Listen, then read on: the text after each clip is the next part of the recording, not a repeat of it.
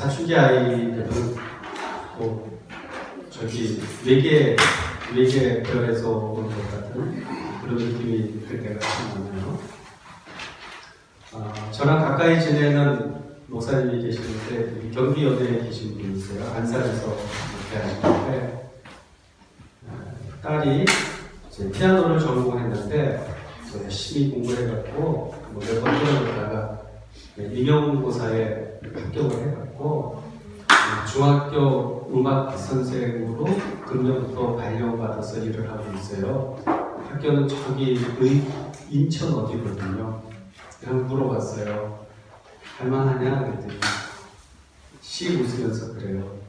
그나마 음악 선생은 할만해요.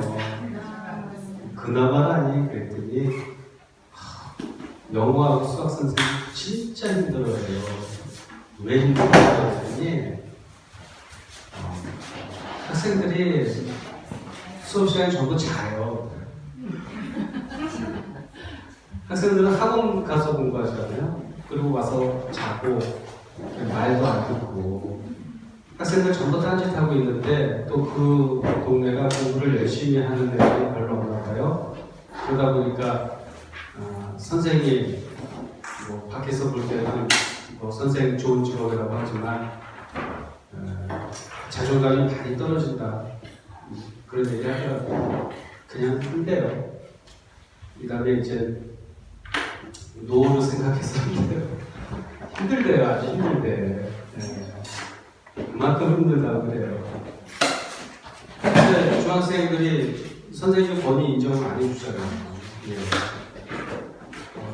제 상담사의 경우에도 강남에 중학교 다니는 애였는데 선생님 마음에 안 들면은 애들이 대놓고 막 따돌림 시키고요. 그리고 거의 독소에 비슷하게 하기도 해요. 그러고 나서 또 이제 엄마 학교 불려가고 그런 이제 어려운 애들이 많이 생겨요. 근데 고등학교를 지나가면 조금 나아요. 왜냐하면 애들이 이제 공부를 해야 되기 때문에 그래도 공부하는 애들이 있어요. 그리고 사춘기에 가장 그런 경락기가 조금 지나면서 좀 잠잠해지는 건 있는데 중학교 선생님들 진짜 만족도 떨어져요. 뭐 그런 얘기를 아무한테나 하나요? 이렇게 가까이서 얘기하면은 너무너무 힘든데 근데 그 힘든 게 몸에 뱄어. 이제 그래서 그렇게 그러려고 하더라고요. 그래서 오늘은 청소년기 심리기회를 오늘 하고 다음 주에 이어서 할 텐데 여러분들 숙제를 하나 내드릴게요. 그 숙제가 뭐냐면 오늘 중으로 하셔야 돼요. 이따 쉬는 시간 드릴 테니까 하세요. 다음 주는 어떻게 수업을 진행을 할 거냐면 여러분들이 사춘기 청소년들에 대해서 가급적이면은 사례 중심으로 이러이러한데 그게 왜 그렇고 어떻게 접근하면 좋은가 가급적이면 사례 중심으로 질문지를 하나 만들어 보세요. 그리고 사례는 나는 이런 기억은 안 나는데 그냥 청소년에 대해서 평소 궁금해했던 거 저한테 질문하고 싶은 거 종이에다 작성해서 저한테 주시면 되고 그래서 깜빡 잊고 또 이제 숙제를 오늘 제출 안 하시고 그냥 가신 분들도 있을 거잖아요. 그런 분들은 일주일 동안 곰곰이 생각했다가 이번 주 주말쯤, 다음 주 월요일은 안 되고요. 제가 정리를 해야 되니까 이번 주 주말쯤 가장 빠른 것은 제 전화번호로 문자를 넣어주시면 돼요. 그럼 저는 누가 저한테 문자를 넣는지 몰라요. 여러분들 전화번호, 제 전화번호에 저장 하나도 안 돼 있어요. 일단 익명이 보장이 되니까 그건 중심으로 한번 해보려고요. 자, 청소년기 심리를 우리가 이제 이야기에 앞서 강의안을 보면은 이거는 제가 제 경험으로 제가 만든 하나의 학설이에요. 일본은 제가 창안하는 학설이에요. 심리 에너지가 어떻게 작용을 하느냐 그게 중요한 거거든요. 그래서 사람의 심리 에너지는 안으로 들어오기도 하고 또 바깥으로 향하기도 하고 그래요.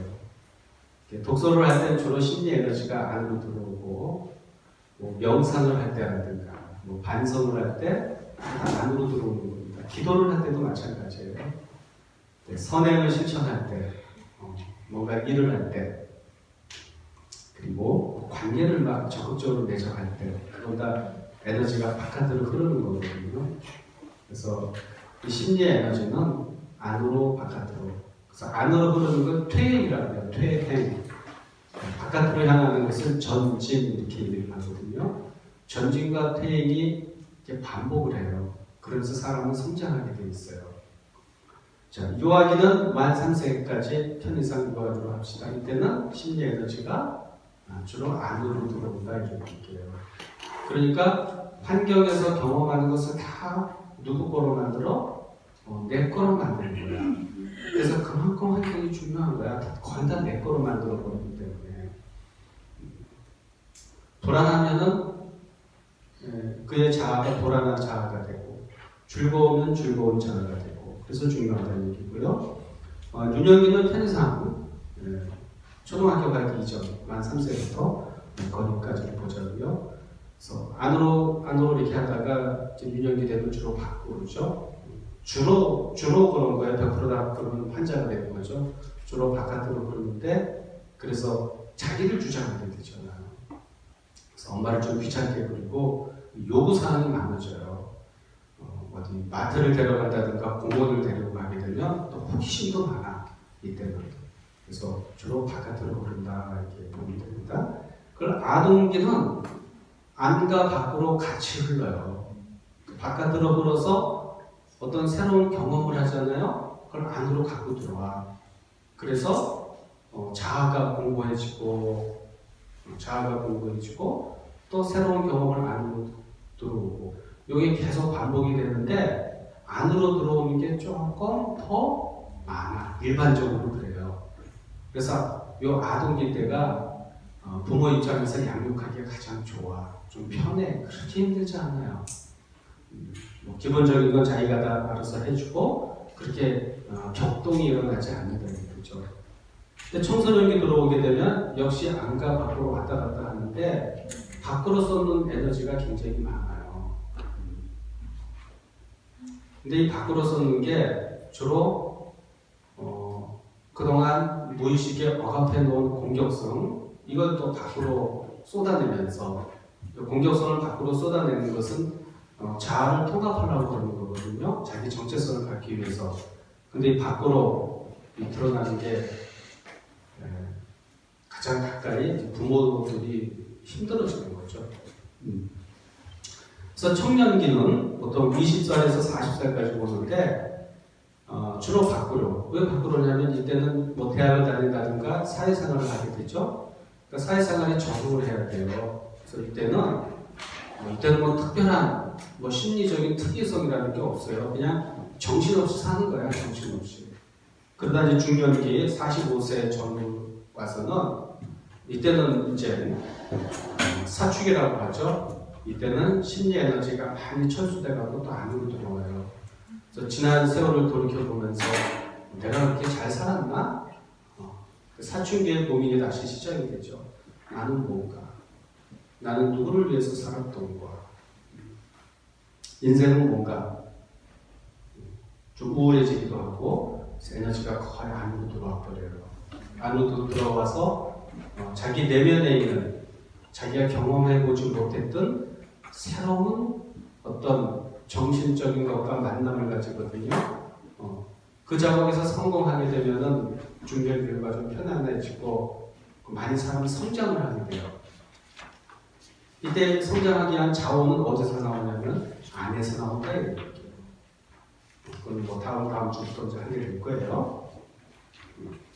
그래서 사춘기 아이들을 이번 오늘 강의는 겉으로 드러나는 증상을 증상이라고 할까 또뭐 환자 같은데 증상이라기보다도 사춘기 아이들, 청소년기 애들이 딱 변화가 있잖아요. 이 변화를 중심으로 해서 한번 거기에 따른 심리를 이해해 보려고 해요. 그래서 강의안을 좀 그렇게 준비를 해갖고 왔습니다. 첫 번째로 말수가 확 줄어들 거예요. 내용을 한번 읽어볼게요. 나는 누구인가? 부모와는 분리된 나의 정체성에 대한 고민. 그들은 나는 무엇이다를 추구하려 한다. 유아기에 나는 무엇이다는 엄마가 대신 채워주었지만 청소년은 스스로 쟁취하려 한다. 익숙한 것들이 낯설게 느껴지고 책임적인 존재가 되는 것에 대한 두려움을 가진다. 생각이 많아지면서 말수가 준다. 자, 나는 누구인가? 나는 무엇이다. 뭐가 인상이 됩니까? 사춘기 때는요, 만 3세 이전 그 유아기 때 있잖아요. 그때 우리가 공부하면서 심리적인 어떤 발달, 어떤 과정들이 있잖아요. 그게 사춘기에 재등장을 해요. 참 신기한 거예요. 재등장하는데 이때는 퀄리티가 좀 높아진 상태에서 재등장한다 이렇게 보시면 되는 겁니다. 자, 나는 누구인가? 자, 유아 심리 공부할 때 나는 누구인가? 그래서 유아가 나는 무엇이다라고 하는 전능감을 성취한다고 했죠? 근데 이걸 누가 제공해 주는 거예요? 이때는? 유아기 때는? 엄마가 제공해 주는 거예요. 아이의 욕구에 엄마가 완벽에 가까울 정도로 충족해 주면 유아는 나는 무엇이다. 나는 뭐다. 나는 뭐다. 나는 뭐다. 근데 이런 유아의 정체성은 다 엄마가 제공해 주는 것들로부터 나온다. 그런 얘기예요. 사춘기도 똑같이 그 작업이 진행되는데 나는 나는 누군가, 나는 무엇이어야 해. 근데 이때는 엄마가 제공해 주는 것으로 만족해 할 수가 없어. 그리고 엄마가 제공해 주는 것을 원하지 않아. 그건 내가 제공을 받아야 되고 내 스스로 만들어 가야 되는 거야. 그래서 사춘기 아이들 보면은 애들이 막 헛된 꿈을 꾸고 있어요. 부모들이 이야기하다 보니 답답해 미치려고 그래. 얘가 도대체 말도 안 되는 거예요. 근데 이 근원이 어디냐면은 유아기 때 전능성. 아셨죠? 도통했어요. 이거 거기서 나온 거예요. 유아기 때는 매직이 가능했지만 이때는 매직이 가능하지 않거든요. 내가 쟁취를 해야 돼요. 근데 그것을 얻으려고 하니, 그것을 쟁취하려고 하니 환경은 녹록지가 않아. 만만치가 않아. 그러면서 생각이 많아지는 거예요. 그래서 말이 없어져요. 말은 없어지만 생각은 되게 많아지는 거예요.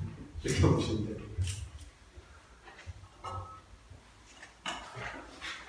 그럼 또래 집단에서는 어떨 것 같아요? 또래 집단에서는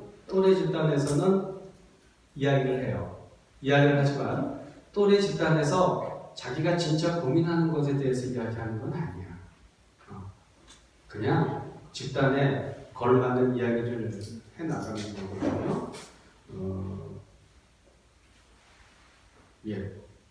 그래서 이때 부모의 역할은 어떻게 해야 되냐면은 그냥 가만 내버리면 돼요.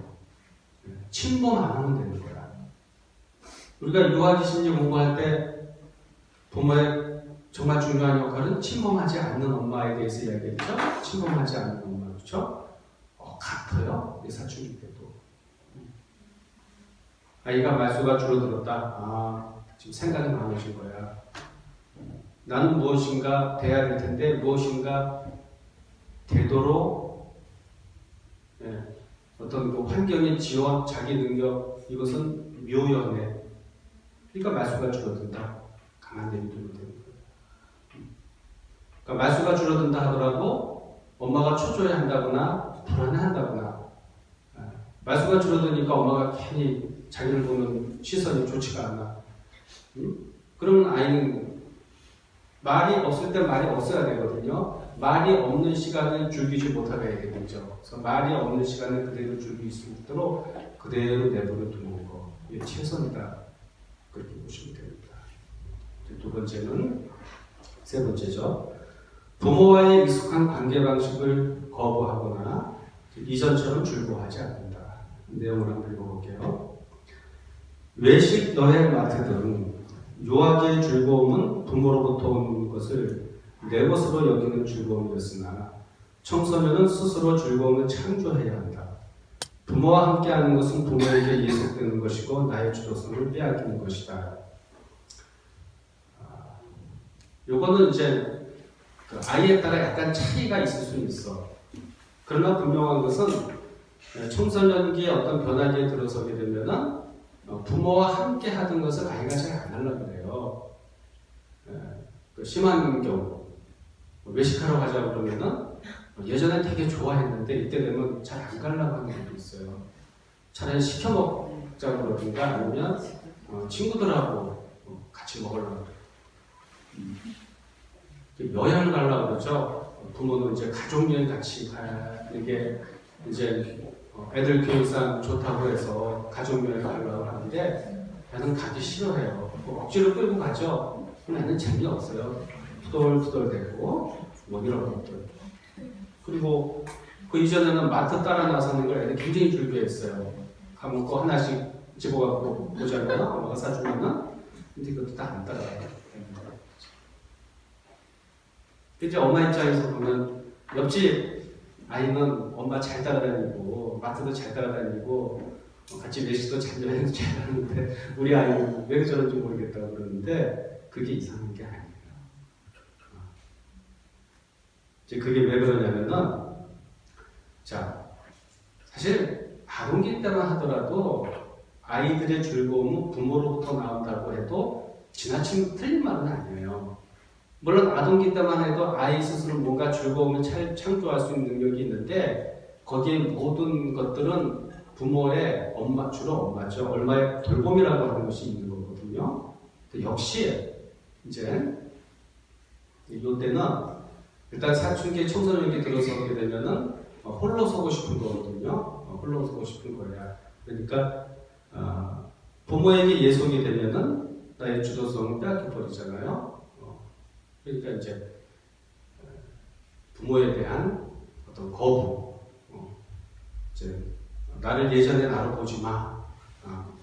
이제는 부모로부터 제공해주는 즐거움에 내가 더 이상 예속해 있지는 않겠어. 그런 과정을 거치게 되는 거죠. 그럼 여전히 이제 이런 질문도 받게 됩니다. 여전히 잘하는 학교에서 있었던 일을 대부분 사춘기 아이들이 집에서 엄마한테 잘 얘기를 안 하거든요. 엄마한테 얘기한다는 얘기는 엄마한테 들어달라는 얘기고 뭔가 엄마한테 인정받고 그리고 엄마에게 의존하려고 하는 게 좀 들어가 있는 거거든요. 물론 조금 얘기할 수는 있어요. 근데 잘 얘기 안 하려고 그래요. 근데 이 사춘기 때도 자꾸 엄마에게 이 에너지가 자꾸 이렇게 부여가 되버리고 투사가 되버리는 거는 엄마 입장에서 상당히 즐거워요. 행복해.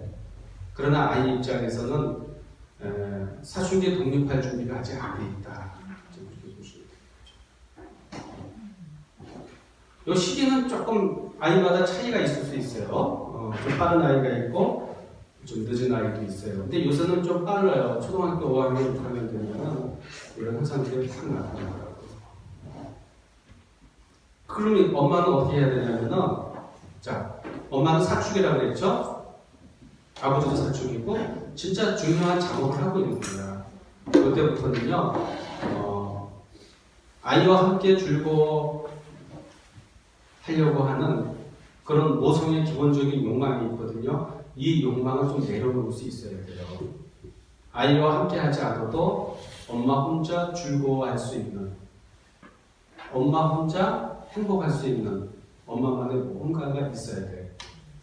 그래서 제가 이런 얘기를 좀 합니다. 어머니들한테 아이가 사춘기가 되고 전업 주고 어머니한테 주로 이런 얘기를 하죠. 집에만 있지 말라고.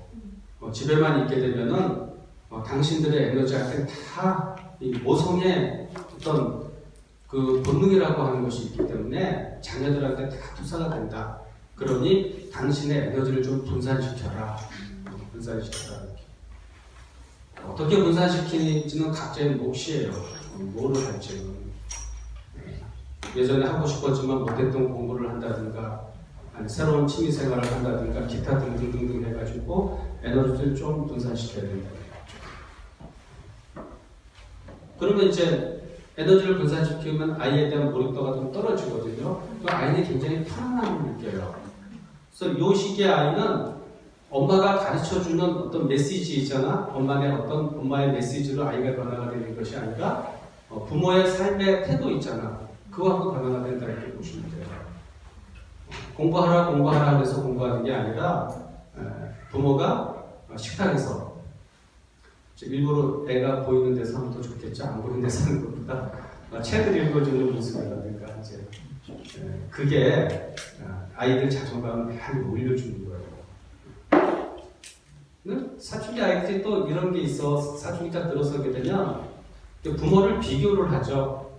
부모를 비교해서 어떤 아이는 좀 우월감 가지기도 하고 어떤 아이는 좀 열등감 가지기도 하는데 보통 열등감 가지는 경우가 많아. 늘 보는 엄마는 뭐가 부족해 보이거든요. 옆집 엄마는 모르잖아. 신비의 베일에 가고 있잖아. 그러니까 뭔가 특별한 게 좀 있는 것 같고 항상 보는 사람은 좀 덜 신비스러워 보이고 능력이 좀 안 되는 것처럼 보여요. 그렇기 때문에 좀 부모를 약간 무시하는 말도 하고 그래요. 근데 어쩔 수가 없어요. 일단 한 6년 동안은 외계에서 이태라고 생각하고 기억에는 6년 그렇게 이제 살아갈 수밖에 없는 거죠.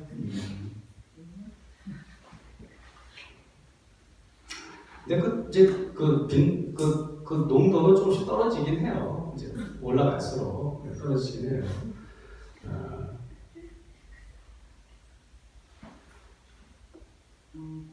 여러분 이런 얘기 들어보셨나요? 사춘기 그 중학생 2, 3학년 애들 이제 옛날 교육 방법이죠.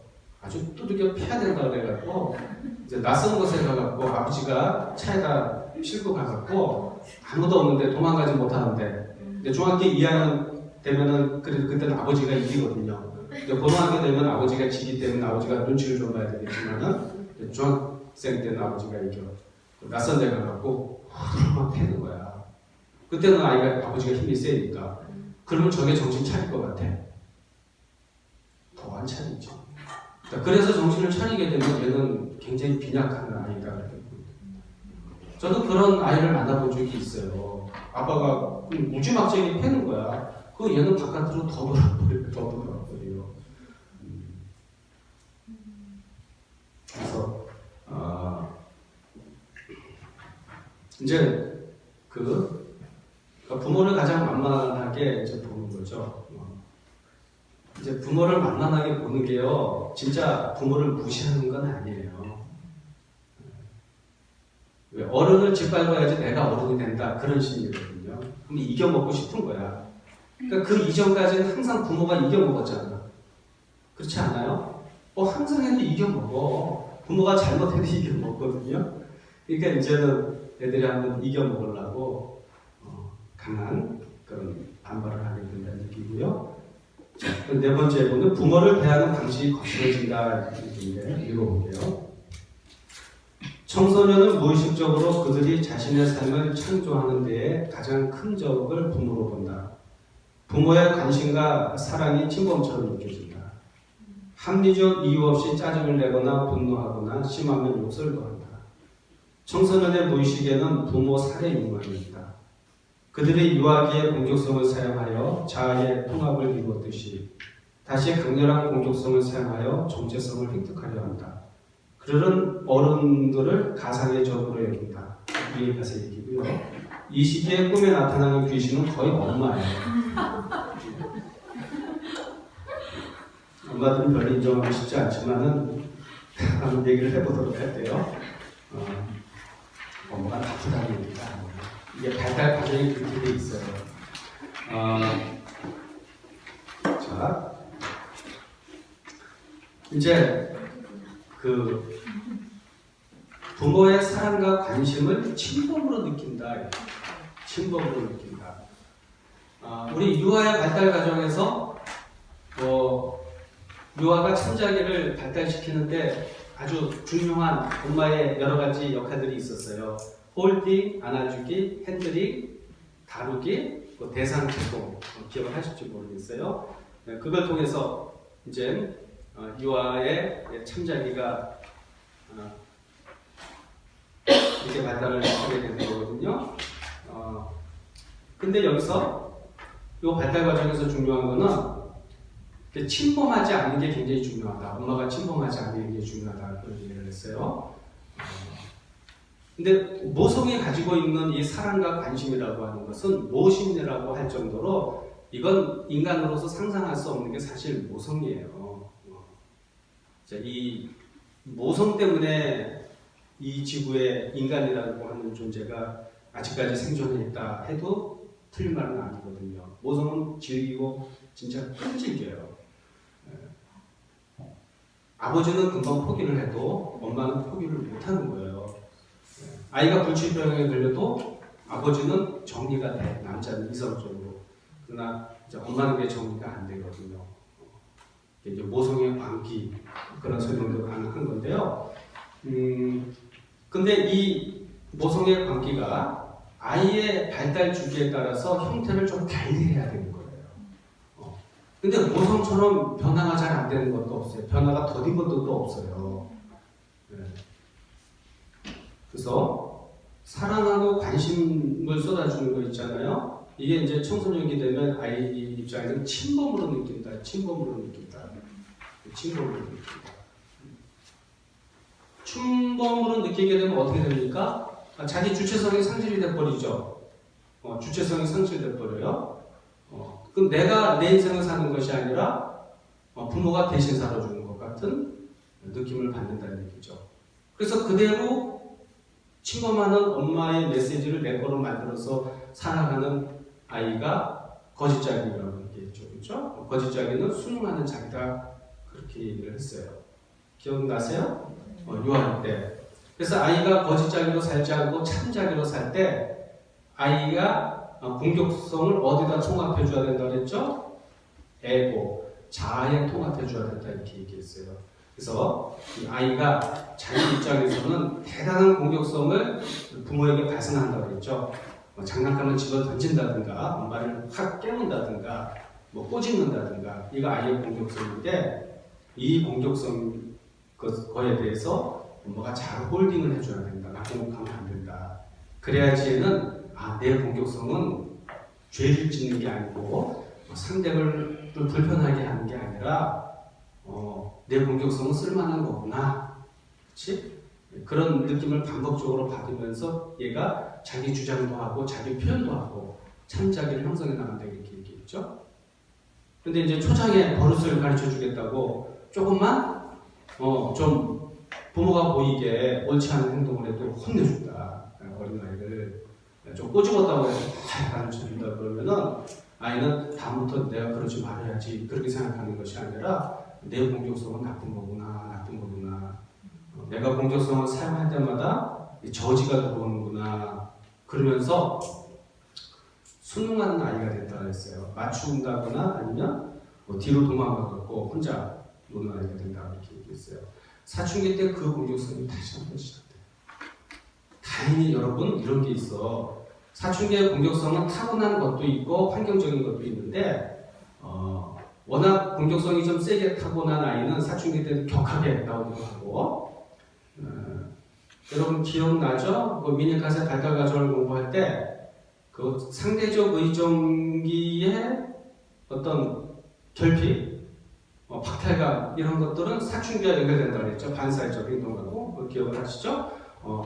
그래서 유아기 때 공격성이 잘 이해받지 못한, 홀딩을 받지 못한 이 아이는 사춘기에 와서는 이때는 다시 격하게 그 공격성을 쓸 수 있다는 얘기예요. 그래서 이 청소년 애들이 공격성이 너무너무 심해서 부모가 막 힘들어하는 사람을 만나게 되잖아요. 그래서 어떻게 키웠는지 한번 들어봐요. 그러면 이런 게 많이 발견이 돼요. 엄마가 일을 하다 보니까 돌보는 사람이 자꾸 바뀐다든가 생애 초기에 너무 일찍 떼어났다든가 아니면 친정에 바뀌었다든가 너무 일찍 그런 게 보통 발견이 돼요. 그러면 얘는 아무래도 대리모가 나를 돌보면 아이는 편하지가 않아요. 그래도 엄마가 편한 거거든요. 그렇기 때문에 자기 공격성을 마음껏 시험하고 사용하지를 못하게 되죠. 그러니까 이 공격성이 억압이 되는 거죠. 그리고 이제 대리모는 말 잘 듣는다고 해요. 말 잘 듣는다고. 애가 어쩜 이렇게 말 잘 듣냐고. 참 내가 착하다고 잘 키웠다고 그래요. 근데 이제 억압된 공격성이 이제 사춘기 되면은 다시 한번 거세게 나오는데, 이때 거세게 나오는 것은 왜 거세게 나오느냐? 다시 자기 공격성을 에고에 통합하려고. 그렇죠? 자기의 어떤 존재감을 과시하기 위해서, 자기 정체감을 만들어가기 위해서 뭔가 이게 공격을 하는 거거든요. 그러면 이게 이제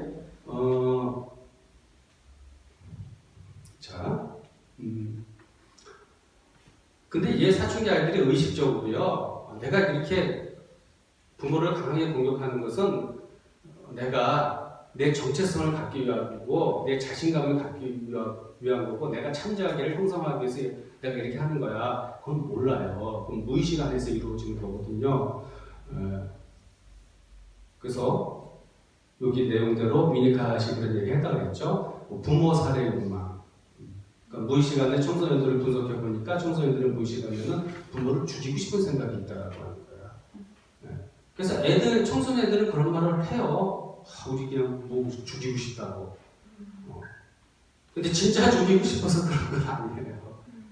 죽이고 싶다고 하는 그런 욕망이 무의식에 있는데 그 욕망은 더 깊이 내려가 보면은 죽이고 싶은 게 아니라 부모로부터 독립해서 내가 어른이 되려고 하는 이런 게 나타난다 그런 얘기예요. 그래서 이게 얼마큼 세게 나타나는지는 아까 제가 얘기한 대로 요한일 때 어떤 환경의 문제, 타고난 것 두 가지가 다 같이 이제 믹스가 된다 그렇게 보시면 되는 거예요. 또 왜 엄마가 귀신이라고 그러냐면은 시기 보통 아동기 때까지만 해도 엄마의 관심은 특히 우리나라 환경에서는 엄마의 관심은 더 많을 수밖에 없어요. 너무나 엄마가 많은 걸 해줘야 돼 우리나라에서는. 그렇죠? 말 안 해도 걸 너무너무 잘할 거야. 그러니까 진짜 학교 가자마자 엄마의 메시지는 굉장히 많아. 뭐 학원 보내야지 뭐 보내야지. 요새 초등학교 1학년만 가게도 엄마들이 스트레스 받아. 나는 열린교육 할 거야. 나는 어떻게 할 거야 하다가 초등학교 1학년만 보내면 옆집 엄마가 뭐 한대. 아무개 엄마는 뭐 하냐 그러면 불안해지는 거죠. 그러니까 또 이렇게 불안해진다는 얘기죠. 그래서 자꾸 뭐가 어떤 메시지를 자꾸 주거든요. 근데 이 메시지라고 하는 것은 모성이라고 하는 것도 다 합리화되는 게 많아요. 모성. 내가 너를 다 사랑하기 때문에. 근데 청소년 애들은 그런 청소년기에 들어서면 그런 모성을 다 침범하는 걸 느껴. 근데 아직은 엄마를 대항해서 이길 힘이 없어. 이럴 때 아이들이 이제 꿈에 귀신 꿈. 소스라치게 놀라고 그러잖아요.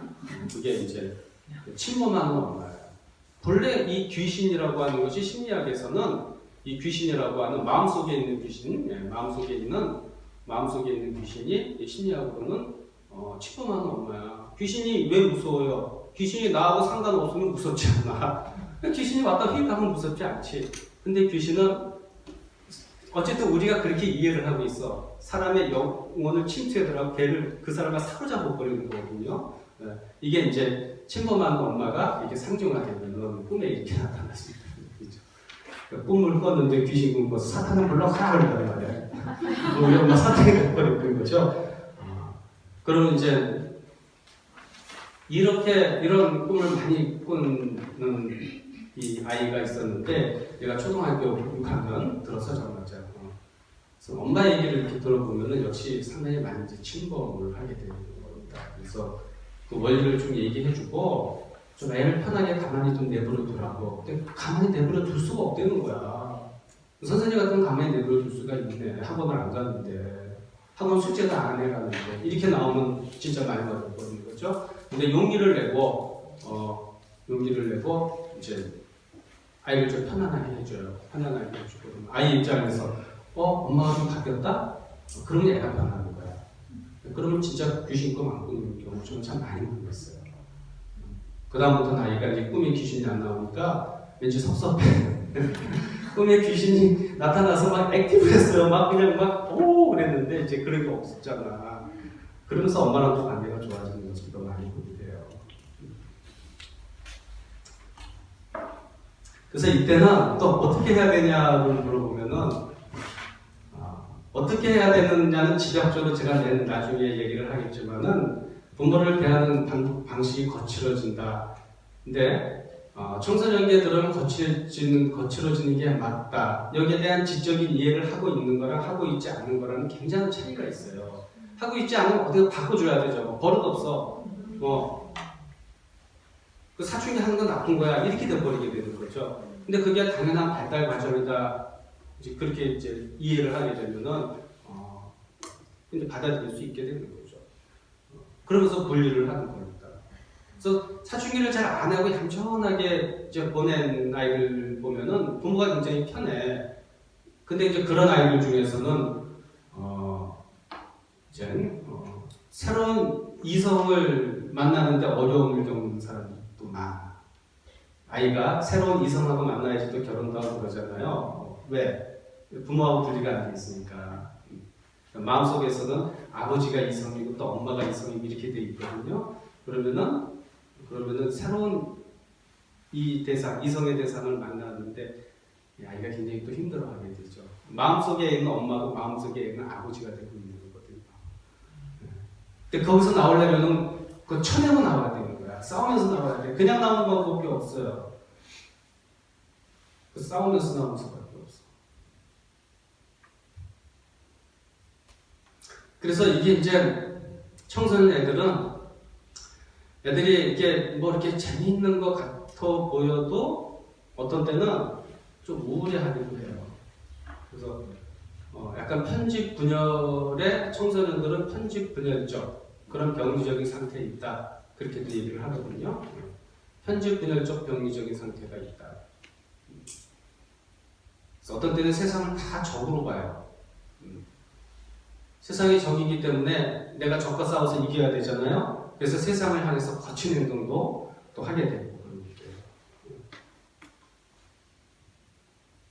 그래서 아이들이 철없이 노는 것 같아도 사실은 이 내면에는 그 분리를 해야 된다는 거기 때문에 부모로부터 심리 정서적으로 분리를 해야 되고 그리고 물리적으로도 또 경제적 이런 것도 있는데 사실은 이게 청소년기가 안 되는 거거든요. 심리 정서적도 사실은 잘 안 되는 거예요. 그러나 이런 요구는 굉장히 크기 때문에 굉장히 안에 불안해요. 자, 요한의 심리를 우리 공부할 때 아이가 굉장히 불안할 때 엄마의 품에서 엄마의 품 밖으로 나올 때 주관적인 세계에서 객관적인 세계로 나올 때 불안하다고 그랬죠. 그 불안을 달래기 위해서 뭐를 발달시킨다고 얘기했죠? 기억하세요? 아니, 아이가 어떤 물건, 중간 대상이라 했죠. 중간 대상, 기억나시죠? 네. 아이가 이제 이제 유아기 때 뭐 중간 대상에 대한 애정을 가지면서 고민형이라든가 당뇨라든가 그러면서 이제 주관에서 객관으로 엄마 품 안에서 아버지의 원리로 나오는 거거든요. 그래서 사춘기 이때도 굉장히 불안해. 불안하면요 우리는 거의 본능적으로 중간 대상을 찾게 돼 있어요. 그래서 이때 아이가 중간 대상으로 삼으려고 하는 게 뭐냐면은 특히 여학생 같은 경우는 액세서리, 또 연예인, 혹은 운동선수. 이거는 실제 내 것이 되는 게 아니에요. 원 중간 대상의 파생물이라고 얘기했어요. 영화, 게임, 문학작품. 여기에 특별한 관심을 가지는 거예요. 일단 읽고 한번 설명을 해볼게요. 청소년의 주요 관심사는 어른이 되는 것에 도움이 되지는 않지만 어른이 되는 분리불안을 달래주는 기능을 한다. 주요 관심, 후에 이제 두꺼운 글씨로 쓴 거 얘기하는 겁니다. 그들이 집착하는 것들에는 그들 안에 상상의 공간이 있다. 그것들만의 상상의 공간이 있다. 그들이 집착하는 것에는 그 이상의 의미가 있다. 중간 대상을 연상할 수 있다. 발달은 관심 대상이 중간 대상으로 기능하는 것이고 퇴행은 관심 대상에 집착하는 것이다. 이렇게 되어 있는데 가령 이제 옷을 한번 예를 들어보자고요. 그 이전에는 엄마가 다 옷을 다 사줬죠. 그러다가 아이가 이제 옷을 딱 이제는 안 입어. 엄마가 사주는 것은 자기가 사서 입으려고 그래. 이거 지극히 정상이야. 근데 이때 이 아이에는 옷이 단순하게 옷만은 아니에요. 자기가 원하는 옷을 자기가 구입을 해갖고 옷과 관련된 어떤 상상의 세계를 아이는 환상 가운데 만들어내는 거야. 그거는 엄마가 몰라. 자기만의 고유한 공간이야. 그렇다고 하는 거예요. 요 자기만의 고유한 공간이 분리와 독립으로 향하는 이 청소년 애들의 불안을 달래주는 공간이 된다. 청소년 애들이 연애에 막 열광을 하잖아요. 연애에 열광하는 거는 단순히 그 연예인이지만 연예인 이상의 의미가 있어. 그 연예인을 통해서 자기만의 상상의 공간을 만들어내는 거거든요. 그러니까 이 상상의 공간이기 때문에 여기는 뻥튀기가 좀 있어요. 그래서 어른들이 볼 때는 이해가 좀 안 가지. 이제 왜 그러나.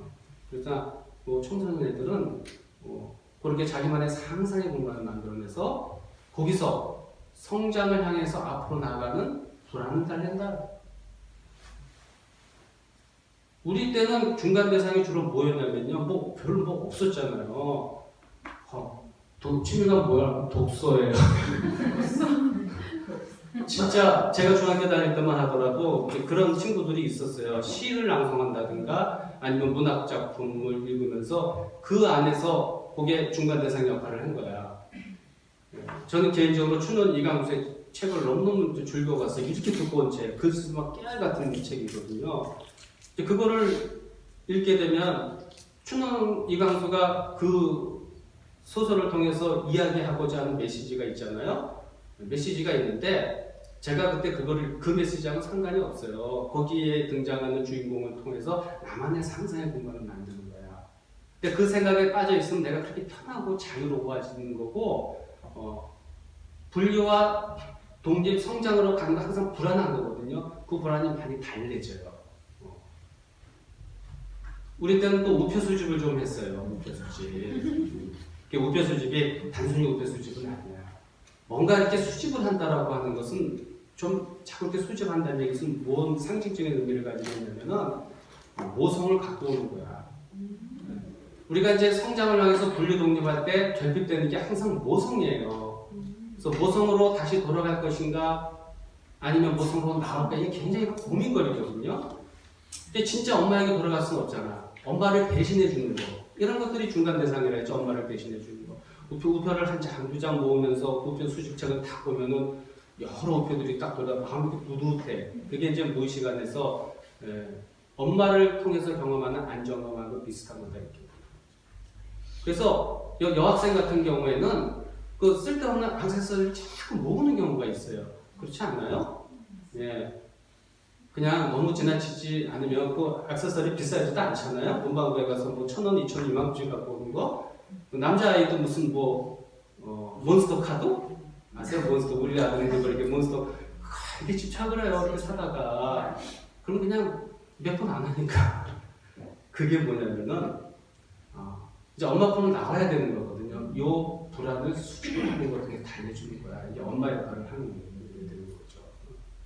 그래서 이게 이제 원 중간 대상물은 이미 원 중간 대상에서 나왔죠. 그래서 중간 대상의 파생물로서 사춘기 아이들은 그것을 즐기게 된다 이렇게 얘기해요. 그런데 한 가지 주의할 게 있어요.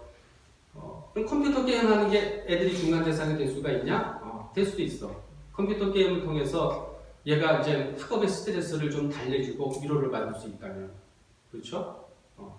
그러나 이게 불안을 달래주고 이 중간 대상의 경험이 불안을 달래주고 다시 현실로 내려오는, 그렇지? 현실로 내려온다는 얘기는 좀 스트레스예요. 그 환상에 빠져 있을 때가 좋은 거지 내려올 때 스트레스거든요. 근데 보통 아이들은 그건 막 즐길 때 즐기다가도 다시 자기 것도 할 거 있게끔 하잖아요. 그러면 문제가 되지 않아. 그러나 이 주 감신 대상이 이 집착의 대상이 되어버리는 거야. 그러면 이제 우리가 걱정을 좀 해야 되는 거예요. 빠져나오지 못해요. 이게 엄마의 역할을 대신해 주는 게 돼야 돼요. 엄마의 역할을 대신해 주는 거기 때문에 어느 정도 그것이 주는 만족을 우리가 얻잖아, 아이들이. 그러면 실증 날 때가 있어. 근데 엄마 자체가 되면은 실증이 잘 안 나고 그게 푹 빠져요. 여러분 요새 재벌 뭐 2세, 3세 해가지고 다양한 얘기 나오잖아요. 그냥 하지 마세요. 그냥 불쌍히 여기세요. 그리스도의 사랑은 진짜예요. 여러분 그 돈으로 할 수 있는 것을 다 해봤어. 그래도 만족하지 않아. 그럼 뭐로 하는지 아세요? 돈으로 할 수 있는 만족스러운 것들 다 해봤어. 근데 그게 만족이 안 돼. 만족이 안 되는 게 맞지. 전도서에서 솔로몬이 뭐라고 얘기했습니까? 채워도 다음이 없다고 얘기하거든요. 그건 이제 강물이라고 하는 은유적인 표현이 있어요. 강물이 흐르고 다음이 없어. 솔로몬 이제 이스라엘 왕으로 있으면서 다 해봤잖아요. 뭐 온갖 거 다 해봤지. 채워지는 게 없는 거야. 돈으로 할 수 있는 거 다. 성경이 얼마나 솔직한지, 솔로몬이 얼마나 사치스러웠는지, 뭐 잔치를 한번 하는데 뭐 하루 식량이 뭐 소가 뭐 몇천 마리 막 그렇게 기록을 하고 있는 거 어쨌든 그만큼 사치스럽다는 얘기거든요. 그게 다음에 없는 거야. 그래서 결국 그게 왜 충족이라고 하는 것이 없냐면은, 충족이라고 하는 게 없는 게 뭐냐면은, 우리가 살아가면서 우리에게 모성을 대신해 주는 것들은 참 많아요. 모성을 잠깐 대신해 주는 거. 그렇지만 결핍이 깊으면 깊을수록 모성을 대신해 주는 걸 찾지 않고 모성 자체를 찾게 되는 거거든요. 그게 대부분 마약이에요. 마약의 어떤 환각. 그러니까 돈으로 할 수 있는 걸 다 해보고 더 큰 쾌락을 찾기 위해서는 결국 마약으로 가는 거지. 뭐 요즘 녹음이 되고 있는데 그래서 더 이상 얘기는 안 하겠어요. 재벌 2, 3, 4 관련해서 많이 얘기를 안 하겠는데 다 누군가고 존재에 따라 있어요. 이게 그래서 그걸 대신할 수 있는 거 있잖아. 대신할 수 있는 거. 물론 신앙생활도 이제 심리학적으로 보면 그걸 대신하기 때문에 개인에게 주는 만족이 있는 거거든요. 그래서 이 청소년 애들이 다시 이제 그쪽으로 들어가는. 그래서 연예인을 보고 막 광기를 부리는 거, 시간이 지나면요, 내가 왜 거기 빠졌던가 그래요. 여러분들은 사춘기 때 뭐 그런 거 없었나요? 특정 영향 빠지고.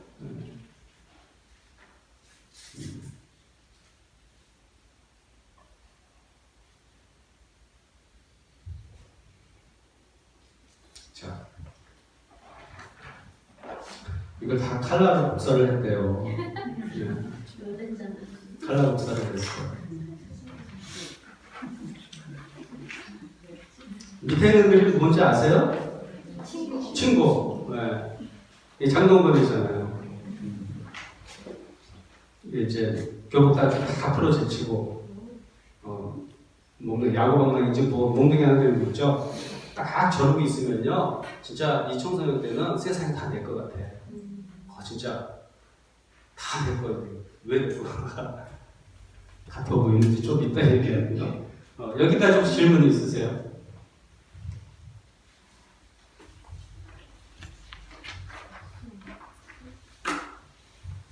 그래서 이제 아이가 이 사춘기의 경단기를 잘 넘어가기 위해서는 이 중간 대상이 굉장히 중요한데, 중간 대상은 기본적으로 즐거워요. 아들이 뭐 즐거워. 그만 아니 신나, 재밌어. 그러면 성장통을 많이 거기서 해결을 하는 거예요. 아이들끼리 몰려다니면서 재밌어해요. 몰려다니면서. 니들 왜 몰려다니냐, 우리 어른들이 뭐라고 하잖아요. 몰려다니면 얘들은 또 해서는 안 되지를 좀 해요. 근데 그게 범법이 아니면은 시간이 해결해 주는 것들이 많아요. 그리고 이제 가끔 집에 안 들어와서 친구네 집에 와서 자고 온다고 그러잖아. 대부분 부모들이 걱정을 하죠. 이놈들이 거기서 뭐 할까, 뭐 무슨 짓을 할까. 무슨 짓 하기도 해요. 여러분들은 안 하셨나? 여기 전부 경건하신 분들은 청소년 때 뭐 학교에서 하지 말라는 것도 좀 하게 되는데 그게 짜릿해. 여기 우리 남자 집사님이신가요? 집사님이세요? 네. 사춘기 때 뭐 해서 하지 말라는 거 좀 하지 크고 그러지 않았어요? 그럼 잘 크셨잖아요. 그러니까 재밌는 거 있는 애들은 한 가지 더 재밌는 거 있는데 거기서 어떻게 포화점이 있어야 되는 거야. 스톱이 있어야 되는 거야. 아 이제 기억나죠? 네, 포화점 스톱이 있어야 되는 거야. 스톱이 없으면 그거 자체가 되버리게 되는 거죠. 질문 있어요? 네. 서른이 다 돼서도 예? 서른이 다 돼서도 콘서트를 가고 이런 거는 그냥 내가 즐겨서 할 수도 있어요. 그래서 중간 대상이라고 하는 거죠. 35도 있어요. 그 중간 대상이 이제 나중에 사춘기 때 원중간 대상물에 파생물이 나오는 거고, 그리고 그 이후에는 문화, 예술, 종교 이쪽으로 확 퍼져나간다고 그랬잖아요. 그래서 가죠. 근데 그때는 주로 사춘기 때는 콘서트를 즐긴다 하더라도 콘서트 자체보다도 거기에 콘서트를 즐기지만 자기의 상상이 있어. 자기만의 묘한 그 상상이라는 게 있어요, 얘네들은. 그것 때문에 즐기는 거라면, 그게 이제 취미가 되면은, 이제 자기만의 상상 플러스 그 예술이 가지고 있는 본래적인 의미 있죠. 플러스 내 상상, 이게 합쳐져 갖고 좀 더 객관화가 되는 거죠. 아티스트가 되는 거죠. 말하자면.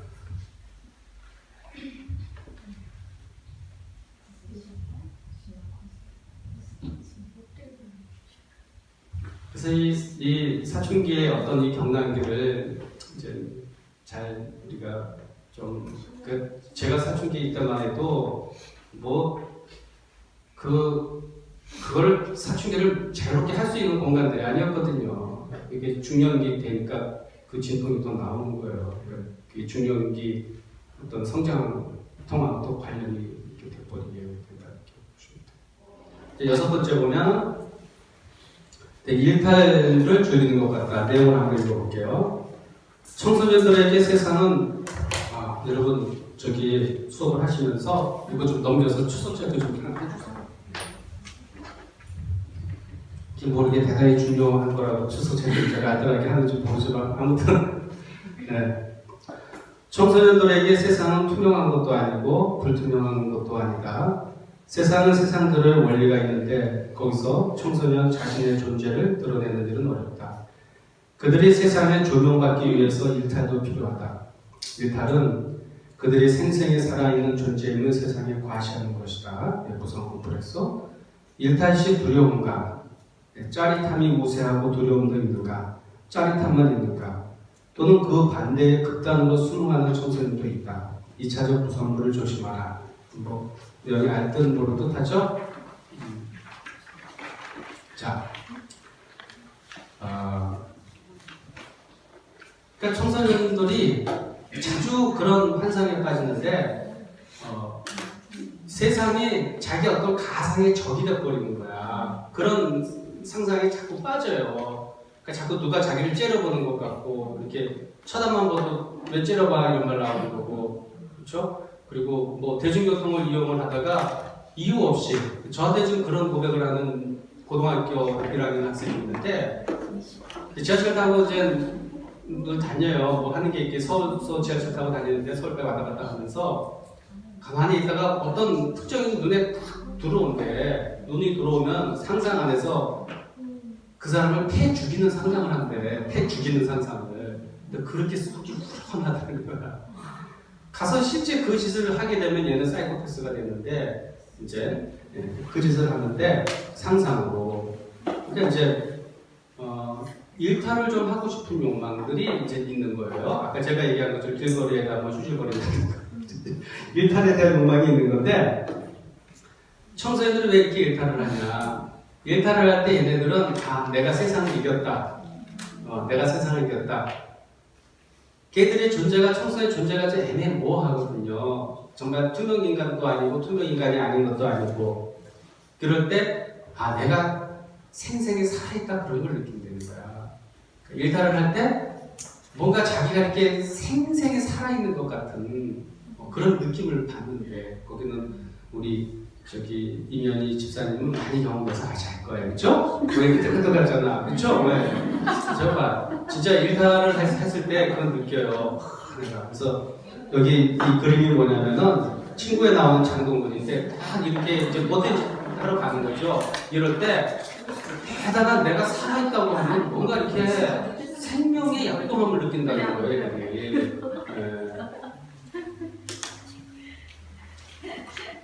그래서 제가 고등학교 다닐 때는 꼭 뭐냐면 여기 이제 교복에 있으면 여기 포크를 채고 다녀야 되거든요. 포크 풀리고 여기 단추 하나 끌러. 가방을 이렇게 끈을 잡아야 되는 끈 안 잡고 이렇게 여기 끼고 다니더라고요. 모자 삐딱하게 쓰고 그리고 거기다 팔자걸음을 걷고 걷잖아요. 그럼 진짜 세상이 될 것 같아. 사람들이 다 저를 이렇게 쳐다보거든요. 그럼 가끔 그랬어요. 왜? 없어 보여요? 우리 때는 그게 멋있었어. 네. 그럼 진짜 내가 살아있는 존재라는 걸 느낀다. 그리고 일진 애들이 요새 애들 그런지 모르겠어요. 우리 때는 이제 애들이 패싸움 하기 때문에 저는 싸움은 안 했어요. 구경만 하고 있었는데 그런 거 같죠? 제가 싸움할 체격은 아니잖아요. 근데 도망은 다녀도 그래도 싸움 제가 잘했어요. 1대1 맞짱 가게 되면 저를 이길 사람이 또 없었어요. 멘트 있잖아.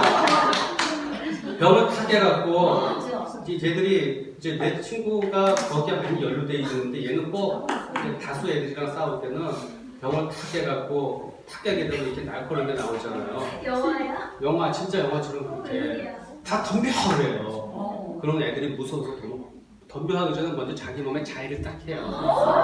피가 나오잖아요. 그럼 다 도망간대. 이게 하나의 매뉴얼이야. 그래서 내가 걔를 쳐다보고 너 겁나지 않냐 그랬더니 왜 겁이 안 나네. 근데 내가 쟤들을 제압하는 방법은 그 방법이라는 거야. 그렇게 딱 해갖고 애들이 다 제압이 될 때 자기는 이거는 내가 세상에서 얻을 수 없는 어떤 거사라는 거야. 너는 또 거기서 얻어야 되겠냐 그랬더니 그것밖에 없대. 그러니까 이게 이제 그게 느끼는데 그래서 만약에 그걸 한 번으로 끝나는 게 아니라 계속 그런 식으로 이렇게 그런 식으로 또 되나요? 또 하던 사람들. 그 밑에 보세요. 그 얘기 제가 할게요. 그 첫 번째, 밑에서 세 번째 줄 보면 일탈시 두려움과 말하자면 이런 일탈 행위를 할 때 두려움만 있는가? 얘네들은 대부분 안 해요. 두려움만 있으면 다른 방법을 찾아요. 두 번째는 짜릿함이 우세하고 두려움도 있는가? 짜릿함도 있어. 근데 두려움도 있어. 얘네들은 이런 걸 해. 근데 아까 제가 얘기한 내 친구 케이스는 극단적인 경우고요. 대체적으로는 이렇게 극단적이 아닌 것을 주의해야 해요. 문방구가 갖고 연필 하나 훔친다든가, 작은 거 훔치는 거 있잖아요. 그런 거. 땡땡이 한두 번 못 간다든가, 그런 거.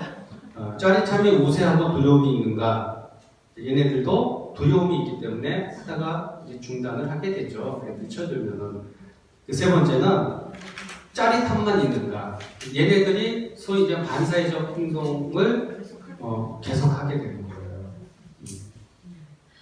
그리고 2차적 보상물을 조심하라 이 얘기는 뭐냐면은 이렇게 반사회적 행동 일탈행위를 하잖아요.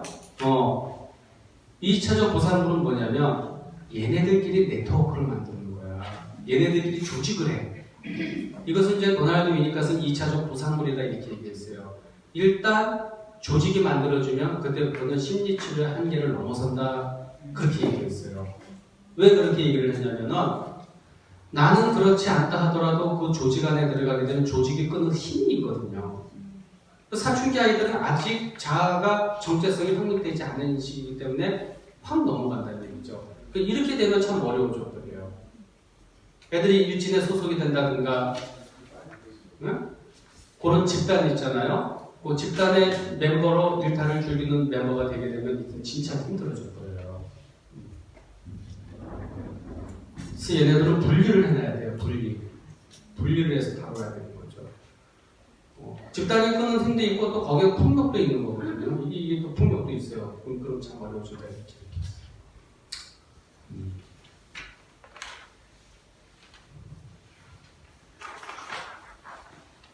자, 도둑질을 하는 거 아까 잠깐 얘기했지만은 여러분 도둑질 좀 해봤죠? 사춘기 초기에 보통 도둑질을 좀 해요.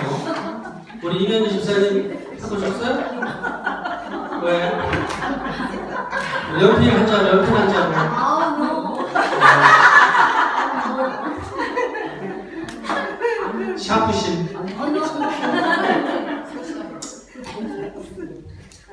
네.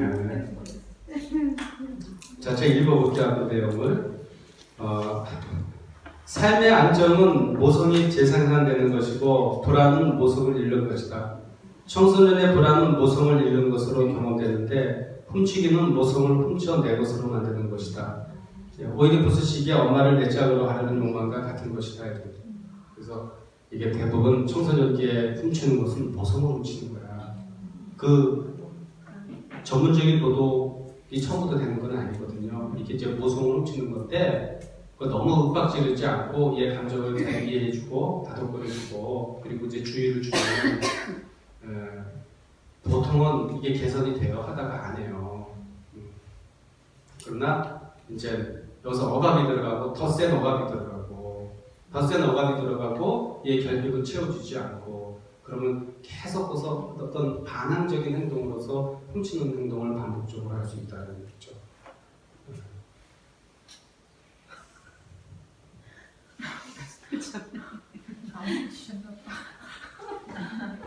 왜 찔려요? 안 찔리지 않아. 괜찮아. 옛날에도 한 번씩 해봤어요. 작은 거 하나라도. 이것도 굉장히 스릴이 있는 거거든요. 그래서 도둑질은 모성 콤플렉스 관련된 것이다 그런 얘기고요. 이제 8번째 보면은 그러면서도 부모에게 의존한다.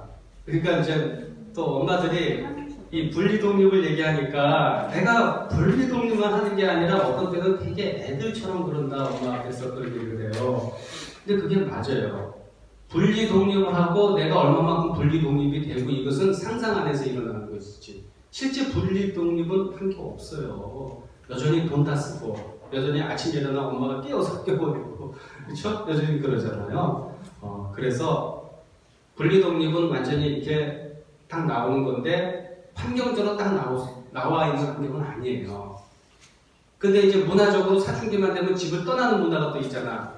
미국 같은 경우는 그런 경우가 많다고 그러더라고요. 걔네들은 좀 일찍 분리를 해요. 물리적으로 확 분리가 되기 때문에.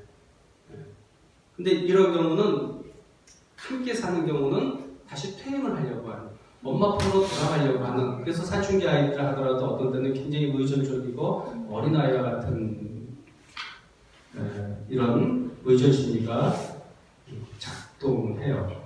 그래서 이러한 의존 심리에 대해서는 들어는 주는데 한계를 정하고 들어주는 게 좋아요. 아까 어떤 분이 저한테 질문했는데 이제 자꾸 이렇게 뭘 사달라고 하는데 점점 가격이 늘어나는 걸 사달라고 그래요. 그래서 돈이 있으면 제가 사주라고 했어요. 돈이 있으면 좀 더 사줘도 된다. 그러나 사춘기 때는 이때는 한계를 정해야 된다 이렇게 얘기를 했거든요. 한계를 정하면 아이들이 그 한계를 잘 받아들이냐 그렇지는 않아. 한계를 정하는 순간 이 마찰이 있어요. 근데 그건 각오를 해야 돼요. 그 마찰이 생기잖아요. 그 마찰 자체가 아이들을 발달에 기여한다는 거예요. 중요한 거는 감정의 보복은 없는 게 좋아. 없는 게 좋지만 보통 집안에서는 이렇게 있을 수밖에 없어. 부모도 사람이니까. 그렇죠. 다만 좀 줄여나가는 게 좋아요. 줄여나가자. 아이가 이상이 있어서 그런 게 아니라 발달 과정에서 나타나는 기이한 현상이다. 뭐 이렇게 생각하면은 그런 갈등, 마찰 그런 걸 견뎌낼 수 있지 않을까. 누구의 자식은 안 그런 것 같다고 생각하는데 안 그렇지 않은 것 같아요. 이제 9번째 보면은 이제 성적 환상, 자위, 야동을 죽인다 이제 이런 게 나오는데 그래서 오이디푸스 콤플렉스 기억이 나죠? 여아는 아빠를 사랑하고 나만은 엄마를 사랑하게 되는 거죠. 그래서 요 청소년기에 분리가 안 되면 얘는 계속 나마가 엄마를 사랑해. 그러니까 엄마를 사랑하는 거기에 상품적인 어떤 행동으로서 학교에 있었더니 엄마한테 다 보고하는 거야. 얘네는 새로운 이성에 대해서 별로 관심이 없어져요. 얘네들은. 예. 근데 그거는 아이가 문제 있는 게 아니라 엄마가 그렇게 만들어 놓는 경우가 많아요. 그러나 이제 분리가 되면서 이제 새로운 이성에 대해서 이제 관심을 가지게 되는 거죠. 그때 이제 성 정체성이 형성이 되면서 사실 이제 다 컸다. 이때부터는 이제 부모가 아이들을 위해서 해줄 수 있는 게 그렇게 많지가 않아요. 뭐 공부 안 하는 좀 붙들어 놓는다고 공부 잘하는 것도 아니고 이렇게 그래요. 공부하려면 하고 또 그래. 그럼 꼭 또 이런 질문도 받아서 나처리게 만드는데 강남학군에 있는 거기 학생들이 인서울 많이 하잖아요. 이제 그런 얘기를 꼭 또 해요. 하나를 얻으면 하나를 잃어요. 자연스러운 발달 과정에서는 자기 스스로 자기 성장을 위해서 얻고 잃게 되는데 억압적인 환경에서는 약간 억압으로 뭐가 성취가 됐다면 그밖에 다른 것을 잃게 돼 있어요. 근데 나중에 이제 드러나겠죠. 그렇지만은 부모가 더 관심을 가져주는 거에 따라서 어느 정도 플러스 마이너스 알파 정도는 있을 수가 있는데 근데 이제 그 공부를 하게 만드는 것이 아니라 공부를 떠다 주잖아요. 과외 선생들은. 그렇죠? 공부를 하게 만드는 것이 아니라 공부를 떠다 줘버리게 되거든요. 그게 이제 물리적으로 가능하니까 이제 그렇게 하긴 하겠지만은 잘 모르겠어요. 제가 아는 어떤 분은 이제 평택에 계신 분인데 평택에서 교수하시는 분인데 평택에서는 아들이 그런 대로 잘 해줬어요.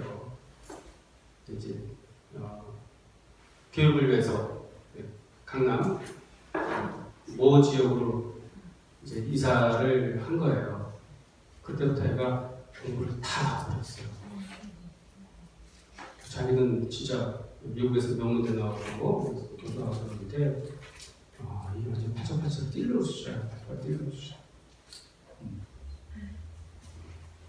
그냥 평택에서 같이 꾸준히 나갔다 오면 더 좋았을 뻔했는데 또 그런 게 있고 또 가서 또 모르겠어요. 가서 어쨌든 그거는 뭐 얘기하다가 이런 얘기가 나오는지 몰라도 이제 이성에 대해서 관심을 보이는 거 성 정체성이 확립이 된다 이제 그런 얘기를 했고요.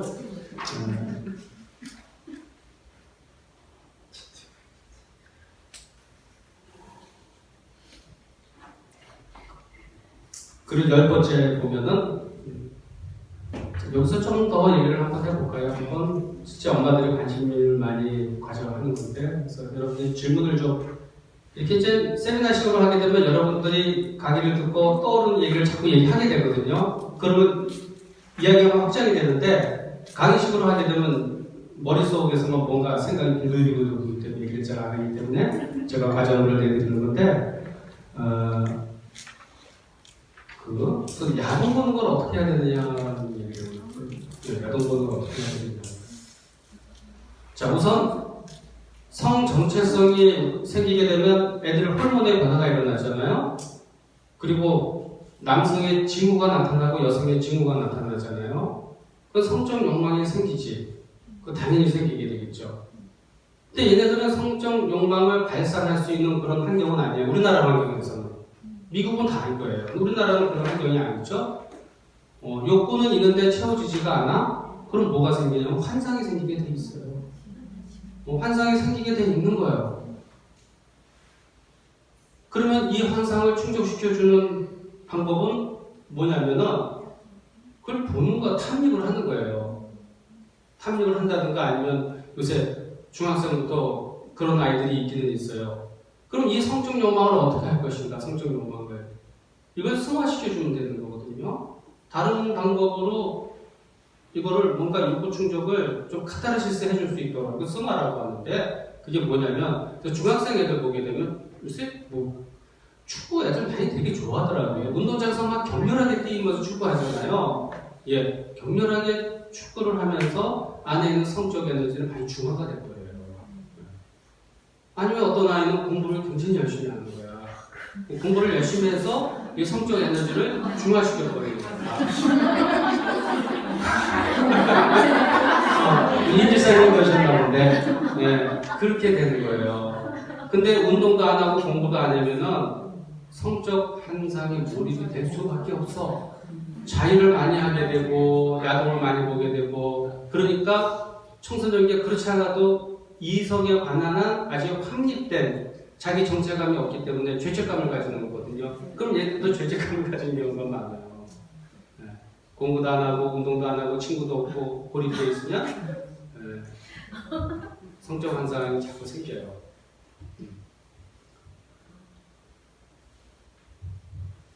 다윗이 좀 바빴어야 되는데 한가하게 공부도 왔다 갔다 하더라고요. 그런데요. 예. 청소년 시기 자위를 하잖아요. 예. 근데 이거를 부모가 간섭할 수는 없는 거잖아요. 이거는 뭐 나쁜 짓이다 아니다라는 거는 사실 그 청소년기에 나타날 수 있는 하나의 증상이잖아요. 들키게 하나요, 애들이? 들킬 수도 있지 않나요? 근데- 휴지나 이런 것들 보면은 거기는 엄마가 휴지를 버리거나 방에서 그랬을 때 걔가 자위를 하는구나 그런 거를 알 수가 있거든요. 예. 예. 그래서 엄마는 그냥 모른 척하는 경우가 맞는 거. 모르적하는 게 그래야 많죠. 되죠. 대부분 청소년 애들이 그거 자위해도 뭘 뒤처리를 잘 하거든요. 그건 수치스럽게 생각하긴 해, 애들이. 문화적으로 그렇게 그 수치스러운 거라고 받아들이는 것 자체가 우리나라의 문화예요. 문화이기 때문에. 예.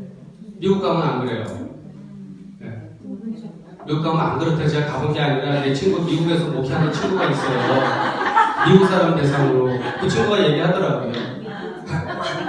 그래서 그러지 않은 거지. 그게 하나의 자연스러운 형상이잖아요. 네. 근데 엄마들 되게 그걸 막 걱정해가지고 예. 우리 애가 그런 거 같아 막. 그러니까 그게 엄마 아빠한테 얘기해서 얘한테 어떻게 얘기해야 될까? 그러게 말이야. 이런 예. 얘기를 해서.